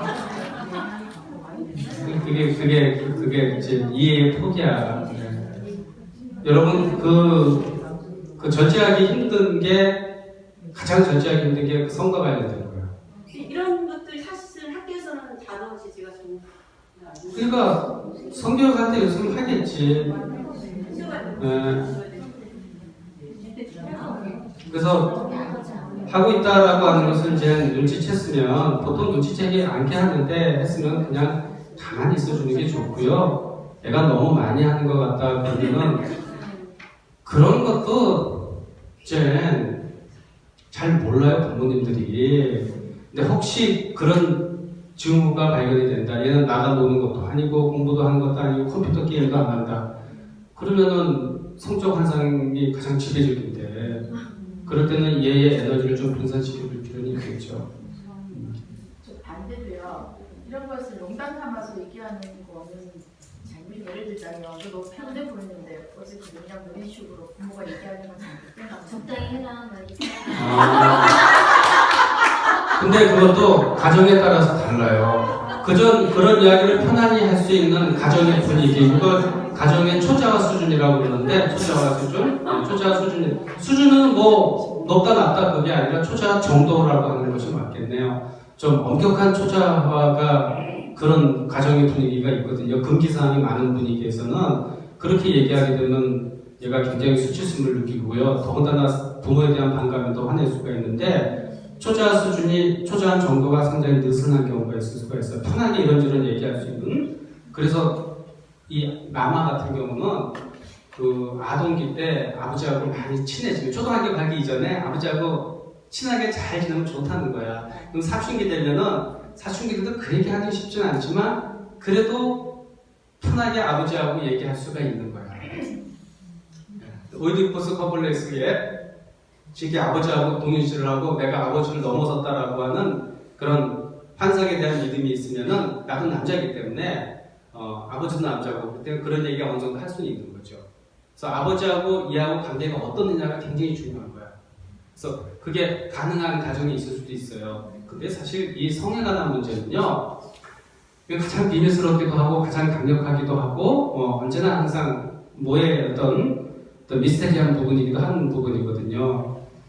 그래서 글쎄 진짜 그런 소리 하면 애가 어떤 반응을 보일 것 같아요? 받아들일까? 화내 일반적으로. 아니 변태 이런다든가 변태 그런다든가 그래요. 네. 예. 그거를 그렇게 생각해. 그렇기 때문에 눈치를 채면은 그 생각을 돌려주는. 사춘기 때는요, 여자애들도 사춘기를 겪고 남자애들도 사춘기를 겪잖아요. 그리고 성적 호기심도 여자애들도 있을 수 있잖아요. 있을 수 있는 여자애들도 자유할 이야기가 수 있고. 있고. 그럼요. 네. 덜하지만 예. 그런데 유독 남자애들이 더 이 성적 호기심으로 가는 것은 그거는 저기 성향이에요. 남성 심리, 여성 심리 성향이에요. 성향인가요? 왜 성향이냐면은 성과 관련해서 여자들은 관계를 먼저 추구하려고 하는 것이 있어. 저 사람이 나를 사랑하느냐 관계를 더 중요하게 해요. 그러나 남자들은 관계보다도 그 자체가 목적이 되는 경우가 많아요. 정장 뛰잖아. 맞아요. 맞아요. 그게 그런 게 있어요. 그 남자들은 그걸 굉장히 자랑스럽게 생각을 해요. 정복했다라고 하는 말을. 근데 그런 게 남자들은 그런 게 있고 여자들은 좀 더 관계를 추구하려고 그랬고 그런 게 있어요. 그런 차이가 있어요. 물론 일반적인 경우 이런 차이가 있다고 하는 겁니다. 일반적인 경우. 약간 병리적인 경우도 있을 수 있겠죠.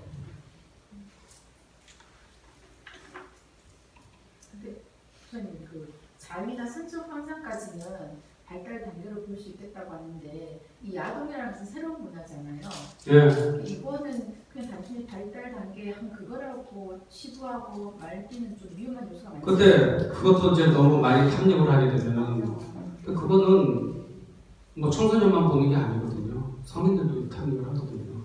그러니까 어느 때 되면 다 거기서 나오기는 하는데 그거는 성에 관한은요 어느 그 고유한 영역이 있는 거야. 그거는 어떻게 할 수가 없어요. 다만 그것 때문에 얘가 적응이라든가 인간관계 문제가 있냐, 심각하게 윤리적으로 도덕적으로 문제를 갖고 있냐 그걸 따지는 거지. 성이라고 하는 것은 고유한 영역이 있기 때문에 어떻게 측정을 하기가 참 어려운 부분이에요. 다만 이제 청소년기는 성적 환상이 가장 왕성할 때고 또 이제 우리나라는 또 이러기 때문에 제가 그것도 들은 이야기예요. 제가 아는 분이 이제 지금 목사님 되셨는데 한 10년 됐나 그래요. 유럽을 여행을 갔는데 거기 청소년들 교회에서 수련회를 가는데 준비물에 뭐가 있으면 콘돔이 있더라는 거야. 준비물에 깜짝 놀랐대요. 근데 그러더래 관계자들이 이거 있어야 된다고. 청소년 애들이 교회에서 수련회 가잖아요. 그건 어떻게 할 수가 없어요. 오늘도 제가 오전에 상담하시는 분들하고 이제 워크숍을 갔다고 왔는데 한 분이 그런 얘기 하더라고. 고등학생이 애를 낳았어요. 그런데 이 고등학생의 엄마는 또 늦둥이를 낳았고 둘이 나이가 비슷해요. 엄마가 이 둘을 보는데 엄마가 너무 지쳐가고 그 애도 집에 와서 자기 애를 잘 안 보려고 하는 거야. 애가 이쁘겠어요? 얘는 태어나자마자 천덕꾸러기가 된 거야. 사실 성교육이라고 하는 것은 그 피임을 써갖고 그게 안전하게 돼야 되거든요. 얼마나 많은 사람들이 불행에 빠져야 되나요? 그래서 그래요. 그래서 그거를 더 얘기할 수도 있겠지만 교회이기 때문에 제가 교회가 아니면 더 편하게 얘기하겠는데요. 더 많은 이야기를 하겠는데 또 교회이다 보니까 또 어쨌든 청소년기에 그런 거는 자연의 원리다. 환상은 많고 대상은 없고, 그렇죠? 뭐 남자들이 군대에서 자위 많이 하는 원리랑 같아요. 욕구는 있고 할 수는 없고 그러니까 그걸 해소를 하고 그리고 군대에서는 격한 운동을 막 시키거든요. 축구 막 이런 게 다 그게 이제 너무 억압이 되면 사고가 날 수 있으니까. 그래서 청소년기를 다룰 때 얘가 뭔가 그래도 재밌는 게 있으면 괜찮아, 걱정할 거 없어요. 얘가 재밌어 하는 거 있으면. 근데 재밌어 하는 게 없으면은 그걸 자꾸 몰입하면은 부모가 좀 걱정은 되죠. 좀 돌려줘야 되는데 참 부모 입장에서 돌려주기도 쉽지가 않아 사실은. 그게 진짜 그것도 어렵다 그러는데 그래서 요 원리만 이해를 하고 있으면 자꾸 거기에 탐닉하는 것은 뭔가 결핍을 채우는 방법이야. 결핍을 채우는 방법 중에서 가장 강렬한 거야. 그것은 모성이야. 엄마가 더 아버지보다도 애정을 가지고 내주는 거 아버지들은 못해요.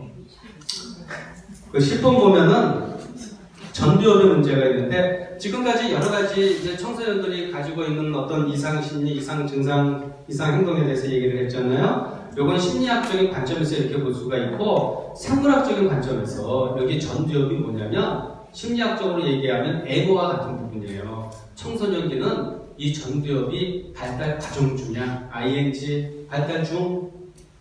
그렇기 때문에 이 전두엽이 하는 역할이 뭐냐면 누가 한번 읽어보세요. 우리 임 집사님, 이면희 집사님 읽어보세요. 그림에 있는 세 가지 기능이 있죠. 네. 전두엽의 기능, 행동 억제 기능, 자기 조절 능력, 미래를 계획하는 능력, 예, 지속 능력. 예, 이게 다 부족하다는 얘기. 전두엽이 발전 중이기 때문에 행동 조절이 잘 안 되잖아. 그렇죠? 그리고 미래를 계획하는 거, 미래의 판사가 되게 되는데 공부 하나도 안 해. 이런 거. 미래 자기가 유명한 래퍼가 되겠대. 래퍼로서 자질 하나도 없어. 저는 많이 만나요. 근데 래퍼가 되게 되는 거야. 자질은 하나도 없어 이런 거. 자기 조절 능력 그리고 주의 지속 능력 뭐 이런 것들인데 이게 이제 그 전두엽이 이렇게 발달을 하면서 많이 조절이 된다. 그래서 저도 이제 이런 케이스도 봐요. 그 ADHD라고 판단을 받고 계속 약을 먹는데. 어린아이가 초등학교 때부터 약을 먹는 얼마나 힘들겠어. 그래서 상황을 봐서 제가 이제 사춘기 막 다다른 애 같은 경우는 사춘기에 있는 아이는 제가 어떤 경우는 약을 끊으라고 하는 경우도 있어요. 그러면 약을 끊으면 대부분 초기에는 얘가 약간 약에 의존하다가 약을 끊으니까 약간 이상 행동이 좀 과하게 나오기도 해요.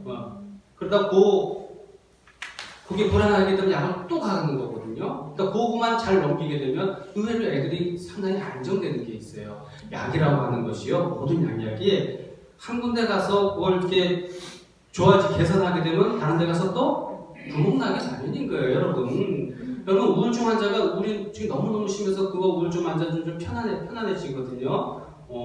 진짜 이렇게 즐거워진대요. 그러나 그거 계속 복용해보세요. 우울증 약 때문에 또 우울해져요, 사람이. 처지고 그렇다는 얘기죠. 그래서 이제 약을 끊었을 때 그거에 중단이 되고 또 사춘기에 막 호르몬의 변화가 일어나면서 전두엽이 발달이 되면서 그런 소위 ADHD로 분류가 되는 그런 행동들이 현저히 줄어드는 경우가 많아요. 때문에 사춘기에는 이제 이런 부분이 좀 있어요. 전두엽이 이렇게 부분이 있기 때문에 아이에 대한 이해를 좀 더 높일 수 있을 것 같아요. 전두엽 문제. 11번까지만 할게요. 11번.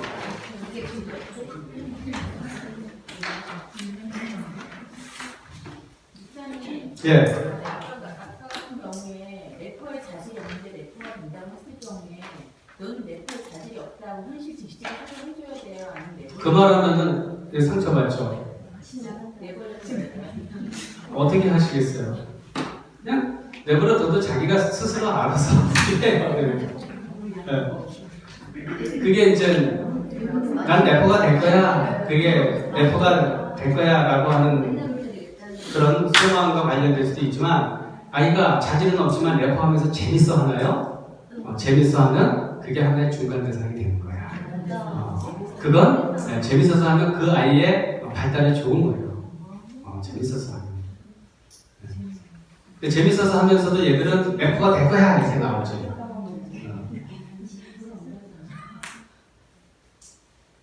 재밌어서 하면 괜찮아요.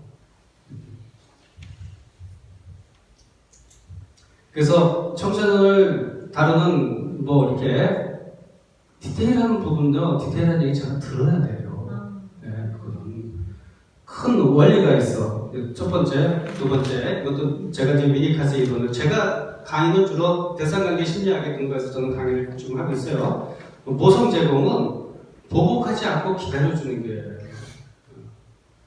여러분 아이가 밖에 나가서 집에 안 들어와 누가 기다려? 엄마가 기다려? 아빠가 기다려요. 엄마는 일 다니고 아빠는 집에서 놀아도 기다리는 엄마가 기다려요. 이게 모성이에요. 이게 모성. 네, 보복하지 않고 기다려주는 거고 부성 제공은 직면시켜서 한계를 설정하는 거.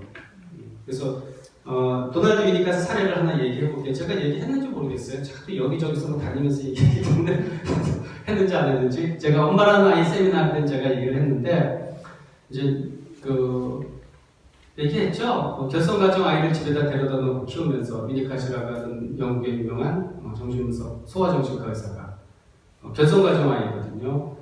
얘가 이제 사실 아이가 없었어요. 아이가 없으니까 또 그것이 가능한 거지. 그래서 이렇게 보호와 관리가 요구하는 애들을 좀 집에다 데려다 놓고 이렇게 양육하고 치료하고 그랬거든요. 그러니까 참 훌륭한 사람이에요. 그것도 부인이 훌륭한 사람이지. 부인이 허락을 했으니까. 지는 아침에 나가다 밤에 오지만 아내가 다 하잖아요. 진짜 사춘기 난동을 부린 애가 있었어. 그래서 미니카시 퇴근하고 집에 들어오니까 그날도 정말 끔찍한 광경이 벌어진 거야. 열나지, 그치? 막 불나는 거야. 이걸 어떻게 해야 되느냐. 자기의 정신분석하고 소개하면서 그거 딱 소개를 하고 있는데 내가 이렇게 했다는 거야. 뭐 애들 잘 공감해 주라니까 자기의 감정을 숨기지 않고 아이를 감싸는 게 좋으냐. 그거는 아주 어렸을 때는 그렇게 하는 게 좋아. 사춘기 때는 상황이 달라요. 어떻게 했냐, 이 것이 우선 자기 감정을 표현했어. 나는 지금 너 때문에 너무너무 힘들다. 너랑 같이 있기가 너무너무 힘들다. 이러고 얘를 현관 밖으로 밀어내버렸어요. 그렇지만은 감정적인 보복은 하진 않았어. 밀어내버렸어요. 또 문을 쾅 닫아버렸어요. 그러면 얘가 문 밖에서 집에 안 들어오고 이제 뭔가 생각이 잠기지. 여러분 사춘기 때 나 지금 나갈 거야 하고 바깥에 나가서 집 밖에서 서성거리고 그런 경우 없었나요? 있었어요? 저는 있었죠. 저도 참 많았거든요. 집 밖에서 서성거리는 거야. 근데 집 밖에서 서성거리면서 뭔가 생각을 해. 어쨌든 뭔가 생각을 해. 네. 그러니까 이제 얘가 뭔가 생각을 하고 한참 시간이 지나면 다시 배를 누른대요. 그러면 배를 누르면은 문을 열어주는데 이전에 있었던 얘기를 하나도 얘기를 안 한대요. 묻지도 않고 따지지도 않고 자, 너 들어왔으니까 이제 무릎 꿇고 빌어. 이 순간 또 전쟁이 2차전이 시작되는 거야. 아이는 그걸 받아들이지는 못해. 한국 그냥 들어오면은 그걸 끝나버리는 거예요. 여기에서 청소년을 아이들을 대하는 미니카스 두 가지 방법이 있어요. 첫 번째는 공감을 해주는데 자기 감정까지 억압하면서 공감해 주는 건 아니에요. 내가 너 때문에 이렇게 힘들다고 하는 내 감정도 표현하는 게 중요해요.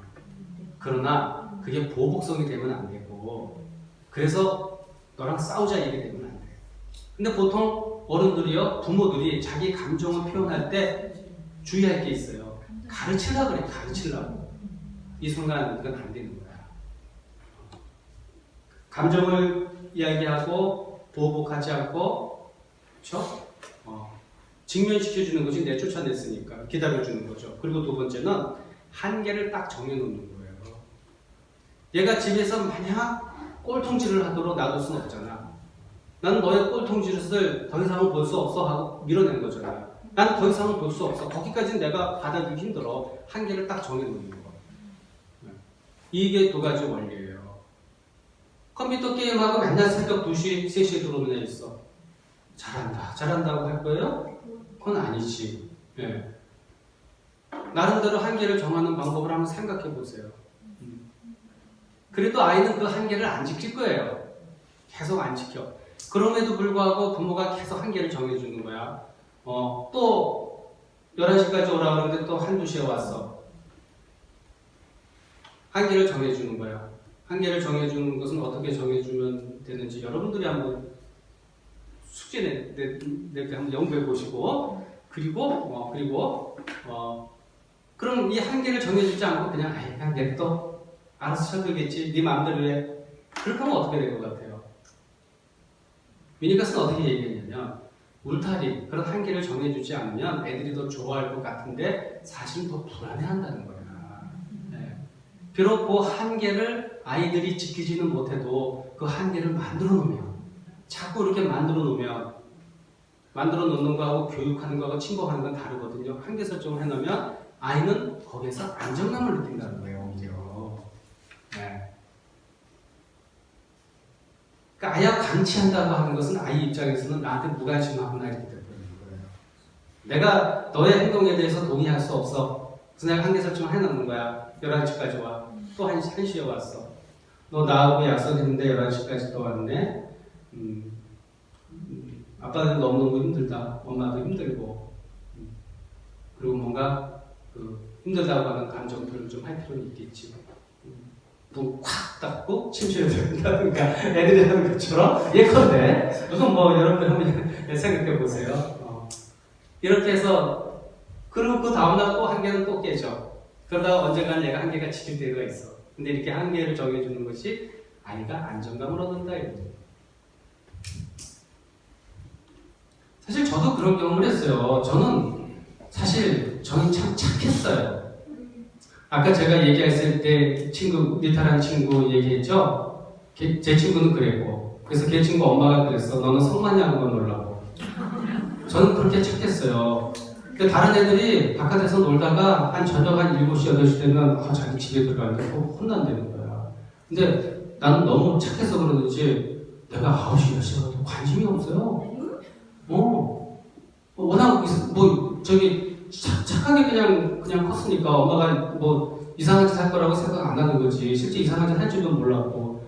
근데 어느 날 애들이 나 지금 가야 돼. 아빠한테 혼나 이런 말 하는데 그게 부러워. 그렇게 부러울 수가 없어요. 응? 갑자기 저를 치근한 모습. 저 그렇게 컸어요. 너는 진짜 이제 그랬어요. 기껏해야 일탈이 아까 얘기한 것처럼 침 뱉기 휴지거리 공원에서. 그래서 제가 미니카세 글을 읽고 굉장히 공감을 했어요. 그래서 한계 설정을 해주는 게 그게 안정감을 주는 거구나.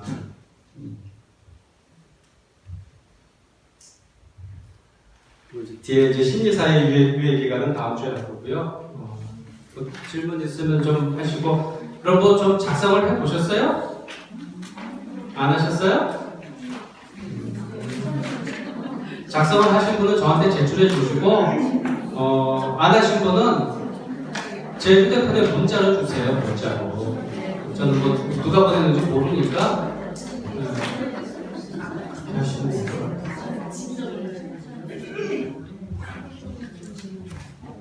예. 이제 공부는 왜 중간 대상이 돼서 없냐면은 공부는 중간 대상이 돼서 없냐면 자 결론부터 얘기하게 되면 내가 한 40분 2시간 공부한다 그러면 아주 짧은 시간에는 중간 대상이 될 수가 있어. 그게 아주 재밌는 순간이 있거든.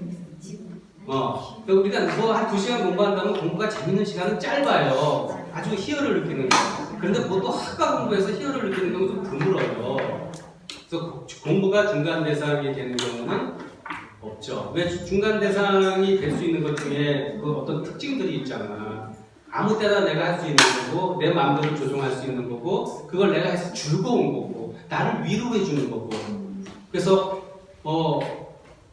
이 공부가 공부를 이렇게 막 하다 보면 즐거울 때가 있거든요. 그때 중간 대상으로 기능을 하고 있는데 이제 어떤 경우에는 이 공부가 어떤 인간관계를 회피하는 방법으로 사용이 될 수가 있어요. 네. 대인관계 능력이 현저히 떨어진 애들이 공부하면 몰입하는 경우가 있어요. 그건 중간 대상으로서 몰입은 아니에요. 그래서 얘네들은 쉬는 시간에도 친구들하고 어울리지 못해 계속 공부만 파요. 쉬는 시간에도. 얘들은 학교파가 다 그런 건 아니지만 그렇게 되는 애들도 있기는 있어요. 근데 사실 가장 이상적인 공부할 때 공부하고 놀 때 놀고 이게 다 바라는 거잖아요. 근데 그게 진짜 건강한 얘기는 하지. 그래서 공부만 몰입하고 얘는 인간관계가 없어, 친구가 없어. 학교 가는데 친구가 없는데 공부만 몰입. 얘는 대부분 인간관계 무능을 공부로 이렇게 회피했다 이렇게 보면 맞아요. 공부가 재밌다고 하는 사람도 있잖아요. 어쩌다 한 번씩. 네, 어쩌다 한 번씩 재밌어요. 재밌어. 네. 그리고 이제 공부는 좀 습관적인 게 있고 또 자기 의지도 작용되고 그래요. 근데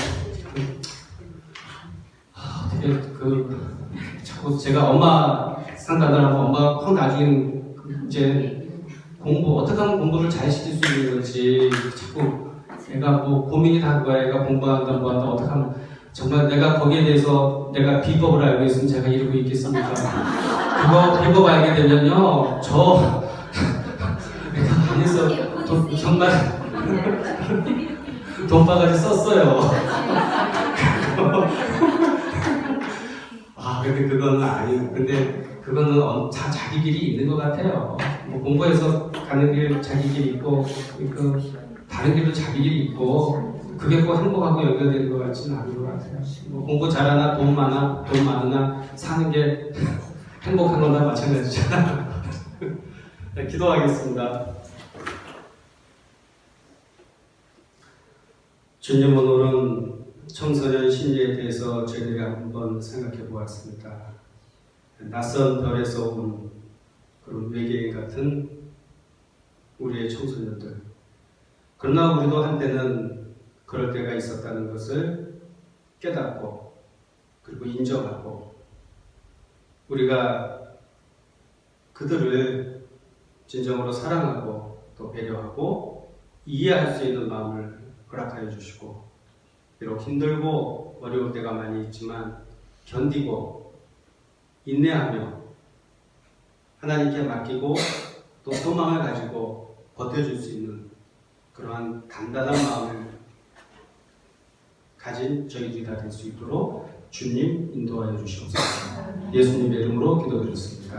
아멘.